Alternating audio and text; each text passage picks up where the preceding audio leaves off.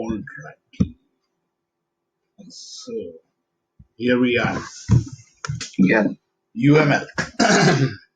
Finally. So what do we know about UML? Uh, I'm not very sure, but all I know is we can use a language, use those diagrams to model the processes Mhm. that we have in our project, the requirements or the communication between different different different people or whoever is involved in the project, whatever that he needs to communicate with the system or whatever that he will get from the system, we can show the flow or the working of the system using those diagrams. Modeling is the universal language which doesn't require any kind of language to understand. So it will going to break the barrier of language by drawing something. You can deliver a larger message or impactable message Yeah, with all those things. So that is called modeling, and we will going to discuss about it, and we will going to see the topic of class diagram, component diagram, deployment diagram, package diagram, state chart diagram, object diagram, sequence diagram, activity and use case diagrams. okay. So UML means unified modeling language. Unified, it will going to unify all those things. So suppose you go on the street sign, right? So street sign are the, we can consider as a unified modeling language signs, because all the people who is illiterate, they can understand those signs, right? Stop means there is a circle Mm, of red and then the minus sign in it, so that means yeah, stop, right? Walk sign is like green and then somebody is walking, just like a picture of somebody is walking. So that's kind of a drawing, yeah, and people can understand. Even a child can understand it.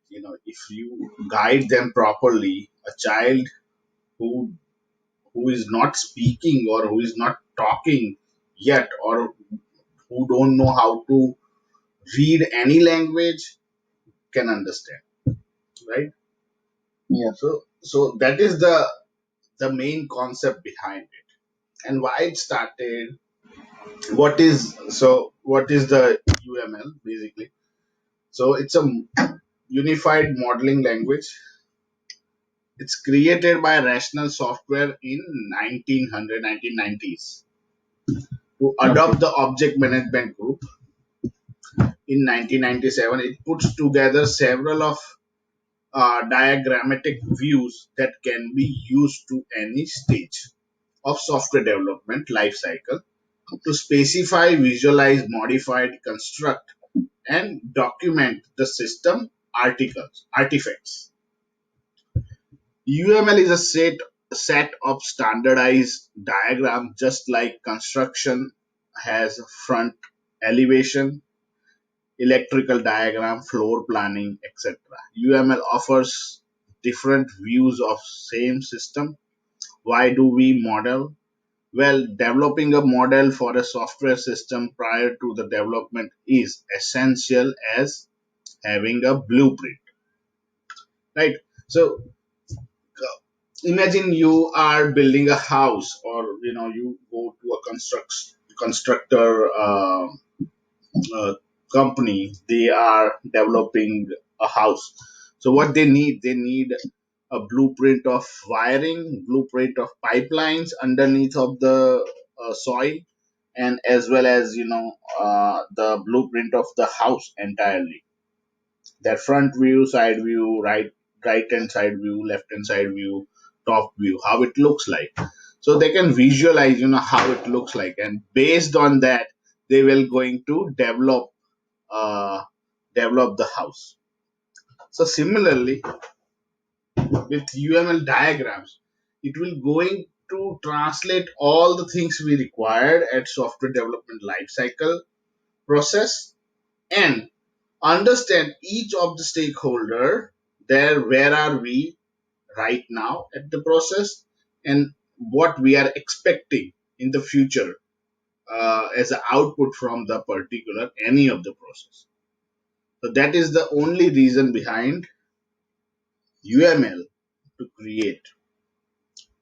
Um, it was unconventional before, and in 1990s everybody started doing that, and nowadays everybody is following that. Yeah. Modeling is a very effective way to communicate with stakeholders, including the people who don't understand a single query or coding language or single line of code, how the programming language works. It allows team to design, plan a system they are building before wasting any time coding and wrong design. Because in the long run, applications that are well planned and built with solid design, the actual less time consuming to build, more flexible and easier maintained than system built by trial and error. So I can give you, some kind of company which is who, they are pioneer in the business. So some companies started doing something and everybody adopts that, the architecture wise, the design wise, the methodology everybody follows. So because of that, they can, become successful. Also, those company eventually share those patent, whatever the patent they have created, this is the way we are doing and this is very efficient, because software industry is kind of a sharing and caring community. So if somebody knows something, everybody love to share about their idea, unless and until it is not that much confidential, it will going to damage the product. So Yeah. so whenever anybody started UML, everybody shared that this is the way you can handle the project. This is you can share and communicate within your stakeholders, the people who don't understand the programming language, because there is a communication gap, right?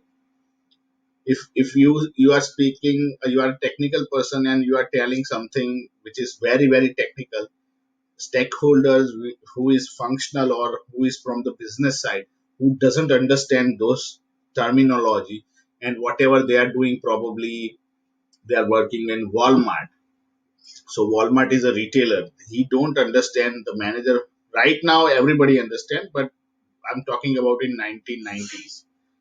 So people who don't have computer background, they don't understand a thing, they don't want to, because whatever you are doing in your comfort zone and you are very efficient, whatever you are doing, it's hard for a human being to get out of the comfort zone and do something which is drastically new for them.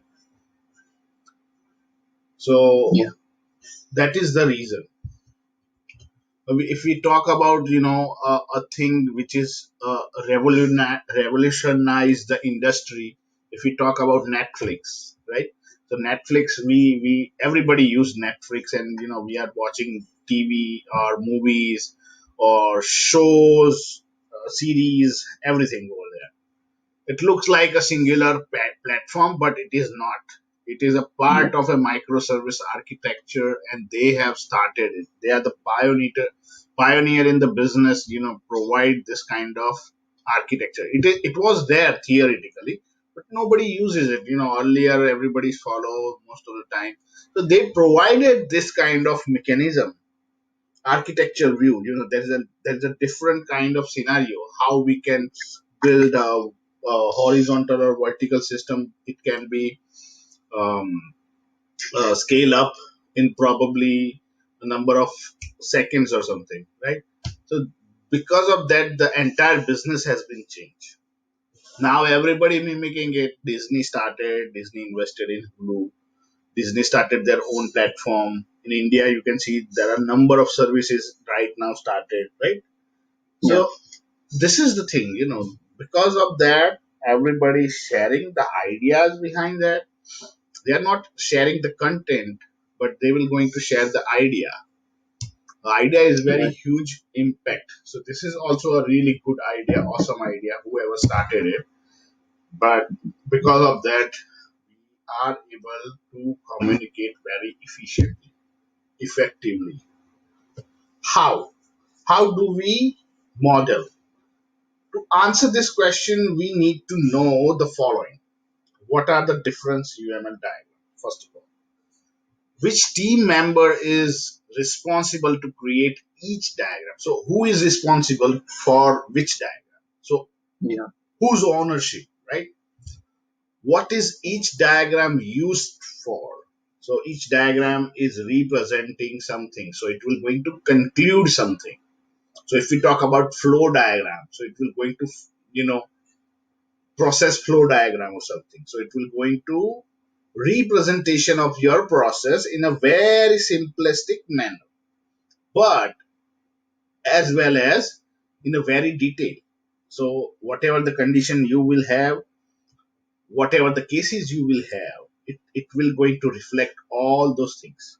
And it is very, very effective to understand this terminology. If we talk about process flow diagram, that is a huge impact because if architecture or the functional guy provided the requirement and the architecture created a process flow diagram, it is much easier to understand for a developer perspective, how I am going to build a system and what it will going to do. The next one is what is each diagram used for, right?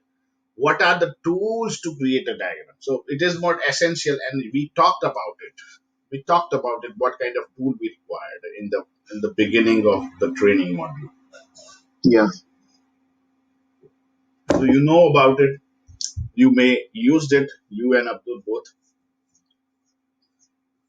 UML diagrams are vital for business analysts as they help them in the getting the requirements, validate, and assessed where the diagram add more clarity to the functional specification document.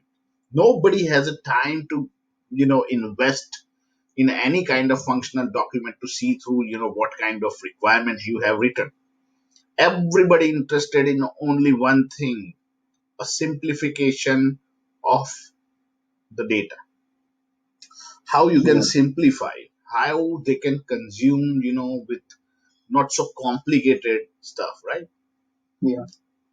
So UML is the thing, where you represent all your things. And this is a very essential for both of you as well because you will going to create, all the UML diagram for your projects as well because that Yeah. is very essential. Abdul is not with us. No, He he already left. he is here, I guess. He is here? No. Yes. Oh, he left. Yeah, So probably, he is traveling. So might be yeah, he is that's in why. Bart. So I don't know what happened on the network or something. So it will go underground. Types of UML diagrams. So these are the different types of diagrams. So we have mainly two parts, Yeah, three parts we can say: structural diagram, behavioral diagram, and interactive diagram. So in a structural diagram, there it will follow as class diagram, component diagram, deployment diagram, package, composite, object, right? yeah, In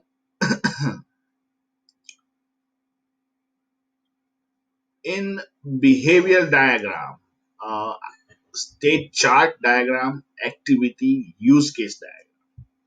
In an interactive diagram, we have sequence diagram. So one thing is happening after that, there's a sequence, there's a process. You are going in a sequence. Right.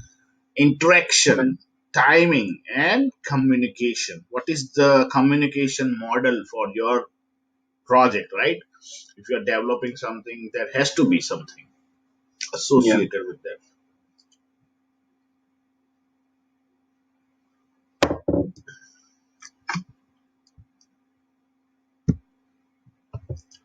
So we will going to talk about one by one everything.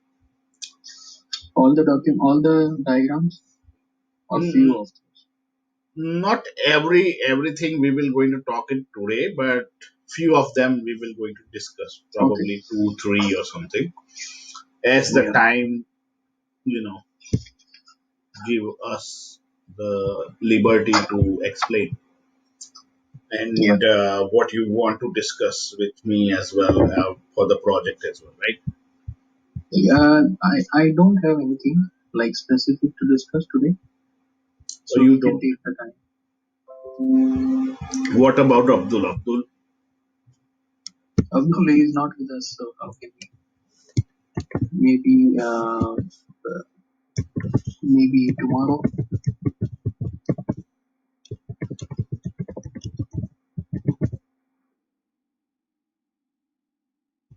I think he joined in, but he realized that it was not possible for him to attend it.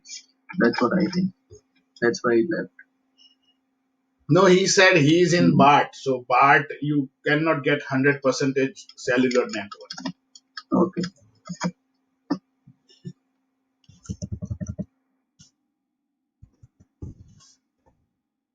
Okay, let's talk about all those things one by one. So class diagram. What is class? We talked about it, right? In the previous lectures, some of the previous lectures. What is class? Yeah. What is class? So class is something in which different class is a category. Like if you have few items, if you have let's say 10 items, right? Then all of those will be different shapes. One will be few will be square, few will be circles, like round shape. So you can put the squares in one category, one class. You can put the circular ones in other category. So that's a class. It contains similar items, not exactly same, but similar characteristics. Not similar item, but you can note it down. Class is a group of object which has a common properties. Okay. Yeah. Common properties, right? So that is called class. If you go in any retailer store like Walmart or Target, you can see all the aisles Yeah. has some retail item which is classified under the class, and you can see that all the classes has been defined. Baking aisles, right? Yeah. Cookies aisle. So you can go there and you can find all cookies. Cookies has a same similar kind of property. It has a flour, it has sugar, it has maybe butter or not real or not fake. I don't know. Probably egg, probably milk, something like that. Chocolate Yeah. sometimes, right? Right. So Yeah. these kind of property is common. So that's Yeah. how we can say that this is cookie. Right. Cereals are similar. All the things are similar. You are eating them. You cannot find vegetables over there. Yeah. So those things we can classify, right? Right. The another example is SUV vehicle, Yeah. sedan vehicle, hatchback vehicle, station wagon vehicle, right? So these are the class of vehicles. So it has common properties. All the attributes we can talk about based on the class, it has a similar attribute. That's how we can say that this is class. So similarly, Similarly, if we talk about to develop a software, right? So in your example, you are developing a HR solution software. Yeah. What kind of class you can put over there? Do you have any idea? You have to Uh, classify something, right? Over there, there has to be some properties. I think salary, we can classify employees based on their salaries, based on their.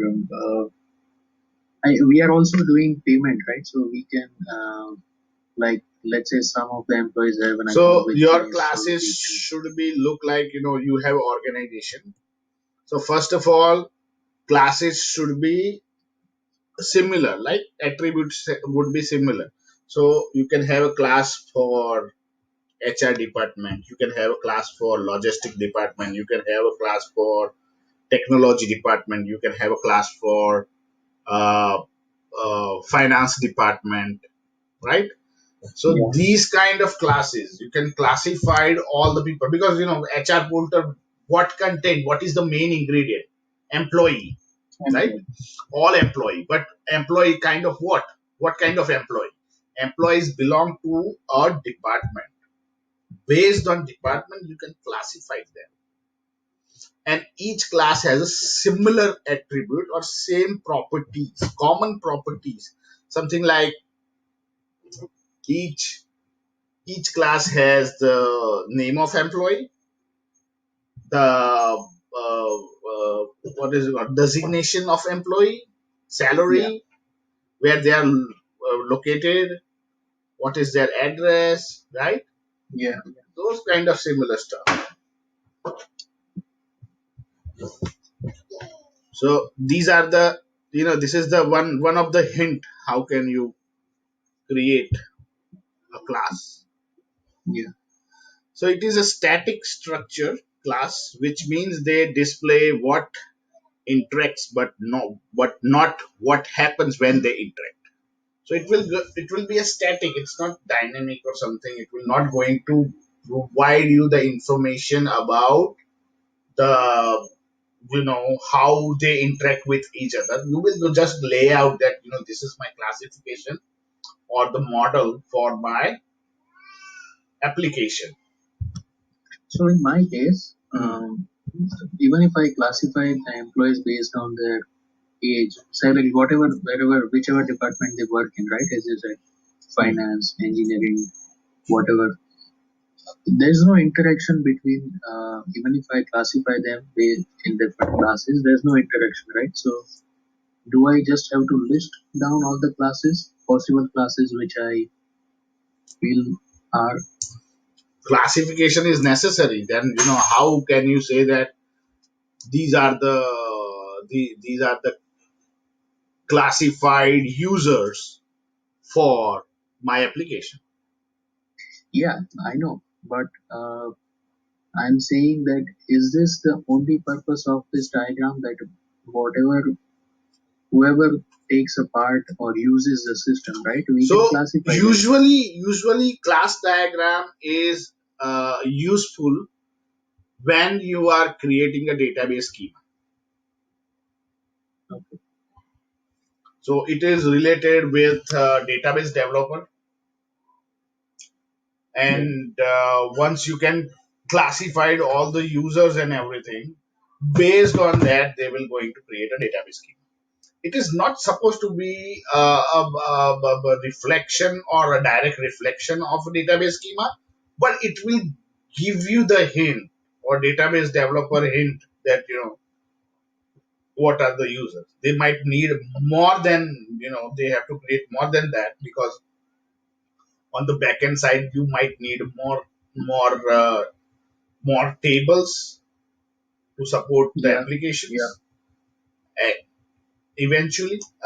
But still, this is the high level of understanding, what we are serving, right? So suppose you have a finance department head who is the stakeholder in this application, because he is the person who has the money, right? So he will going to ask that who is the uh, you know uh, user. Do you have a user class diagram or something? Okay. Can you Yeah. tell me who is the user? So then you will not going to tell everybody's name, right?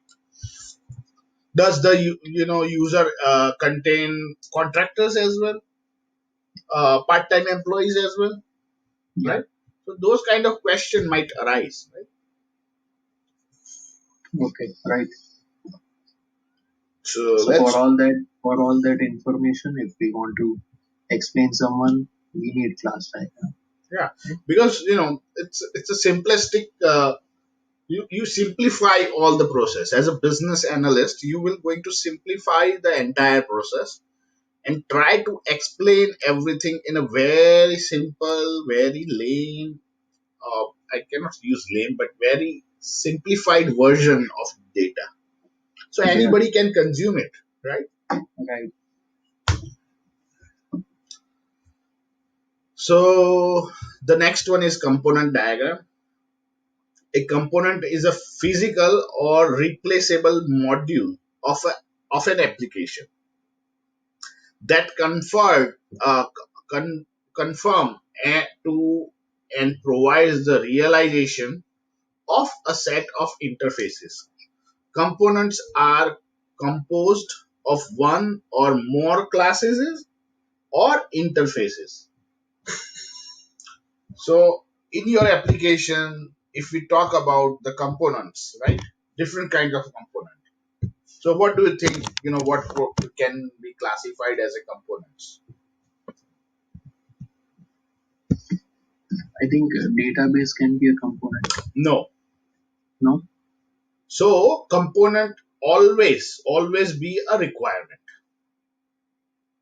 So Okay. requirement is, you are developing an application. You can you can create a simple component like, it is holding all employees information, right? So you said database, but not database, but holding or save all employees information and enter new employees information, that is a component, Requirement. right? From HR portal, HR admin can create new employees, enter new employees in the system. That is one component, right? Other Okay. component, payment procedure. Every Yeah. 15 days or every monthly, you HR will, finance department will going to submit all the payment related stuff, calculate all the things, and upload the sheet or enter that into application, and it will going to issue a payment, right? So that is a component. So component wise, so at the component level, you will not going to deep dive, what is the process.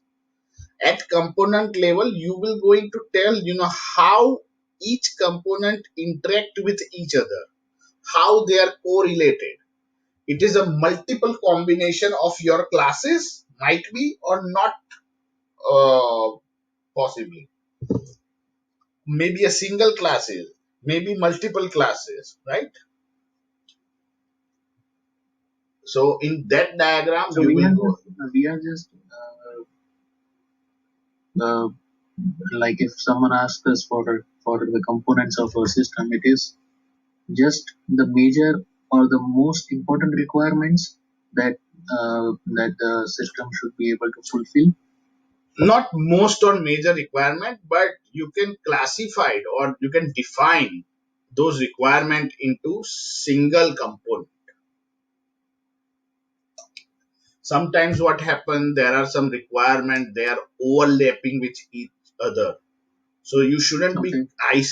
segregate those two requirement as a separate component. You can combine that. You Yeah. can combine that. But Okay. if it is a separate thing, suppose calculating the attendance sheet, right, Yeah. Yeah. and make a payment, that is a different thing. That is a separate process. You can Right. create a separate component. So software development nowadays, it is not a monolithical architecture development, but it's a microservice component base. So microservice component, right? So all small things. Payment process is a separate application. The Yeah. calculation of what is it called? Calculation of your working hours or working days. That is a Yeah. separate. Right? Based on that, you can create a separate component-based application. So with respect to software development, there are some feature one team can create those as a component, another Yeah. team will going to work on some separate component. Right. So if one team is working on payment, Right. right, how are we going to pay the employees? Right. The other team is working on maybe login sign up. So that is the agile way to do it, right? You don't need to worry about the entire application development. You will going to concentrate on the single component what you have to develop. So you can Yeah. spread the butter in the entire team. Team is your bread, right? You can Yeah. spread the butter evenly within your team. It's not like that you will going to put butter on one edge of a slice of a bread, right? It will Yeah. Yeah. not going to taste great if you put like that. I'm Right. giving you just a very simplistic explanation. Yeah. The next one is deployment, right? Deployment you can guess from the name deployment that how any of the any of the application will going to deploy Deploy. physically into any server or any basically a architecture model which will going to translate how architecture or the team lead wants to deploy any application or sets of application or all the components within a production environment. Yeah. So it shows how we are going to the deployment process of our application, right? That's what Right, it shows. right, Deployment, right? right. So it looks like very simple, if I explain, but it is the very complicated process if we Okay. talk about architecture wise, deployment, because sometimes you deploy something even though your code is correct, but it will not going to scale up or scale down based on your requirement. You might lose a lot of money, or you might lose some customer based on that. It will break down the system. So this is Yeah. very crucial for the development phase. Okay. Package diagram are similar to the class diagram. However, instead of showing individual classes, they show a related classes grouped together into united call package. When team deploys software, it should always be packaged related to functionalities can be packaged together, then packaged with overall application. Do you understand? Well, I think it is the higher level Yes, high level. of class diagram. So you can combine that together based on the property which is more common, Common. right? Or a functionality which is more common with that. Based on that, you can create those Yeah. packages. Right. So it is more of a component, right? We can also. I'm not No, no, it's saying not that it is component. same. It's not component. Component can be single class, multiple class combined together and create a component. And package on the other end, you can combine the functionality. So you can define a package as a payment process, calculation of working days, working hours. You can combine that and create a one package over Okay. there, right? Yeah. It is more about the functionality or the Functionality, task. the entire functionality, Okay. a high level thing. similar functionalities that can be grouped together. Yes, correct, correct, Okay. exactly. State chart diagram or state mechanism diagram. What is a state? A state is a condition during the life of the object. It satisfies some condition, performs some action, or waits for the event. State diagram describes the behavior of the system where it shows all the possible state an object can get into. Mostly the state diagram are drawn to show a lifetime behavior of a single class. The large black dots indicate the static ending. So if you learn about NAND and NOR and that kind of thing, so there is Yeah. a login, right? So login is a circle. It will going to start a dot. Yeah. Yeah. Yeah. Then you will user can log in, go into successful. So what it will going to do? If it is failed, what it will going to do? Kind of a flow chart, but it is little bit different because it is going to show a state of the application, a mechanism. Yeah. Different states that the system is in Right, currently. right. So you logged in. This is the enrollment of uh, any new employee, Yeah. right? So enrollment of any new employee, what are the needs they required? Based on that, we're going to do on a high level, in very not detail, on a high level. Okay. So it can be anything, right? If the user has already logged in, if if say some employee has logged in, right? No, He's user trying to. login is, we can say that's a flow diagram, process flow diagram. But on a high level, suppose on HR side, you are going to enroll a new employee. So successful new employee enroll and send a confirmation email to the uh, the and the new employee, right? If Yeah. it is not, then cancel and it will end the process. Yeah. End is essential. End will be there. If it is successful, it will end as well, right? But if it is not successful, it will directly terminate the process. So Yeah. it will be at the class level how you will going to say that what is the state of that particular class, Yeah. rather Okay. than you will go in the process level how the process work in a detailed diagram. You can define a component based flow chart rather than creating the entire flow chart of the system. It might be really humongous and really complicated to understand.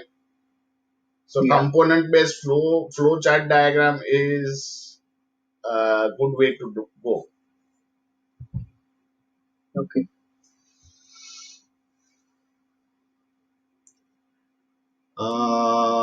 Let's talk about last one, which is, Activity. we talked about object diagram already. No, we didn't, right? No, object composite that we didn't talk. Oh, we talked about state chart from the behavior diagram. Oh, it's a behavior composition packet diagram. We didn't talk about two structure diagrams, composite and object.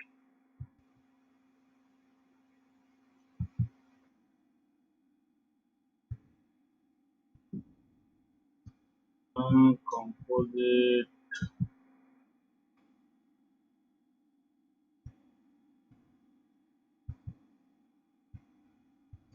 Okay, let's talk about object diagram.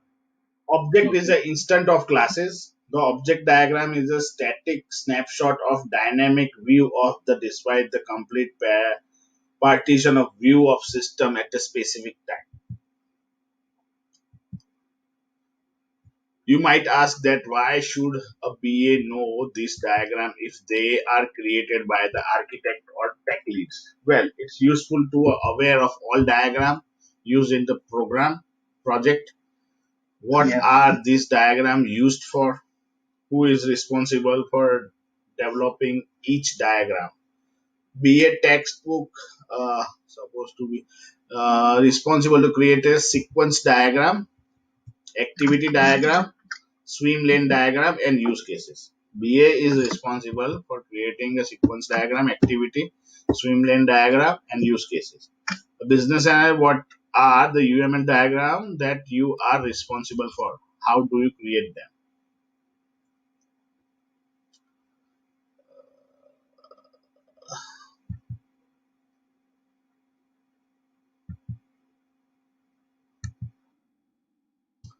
So this is, I think, we can take it till here.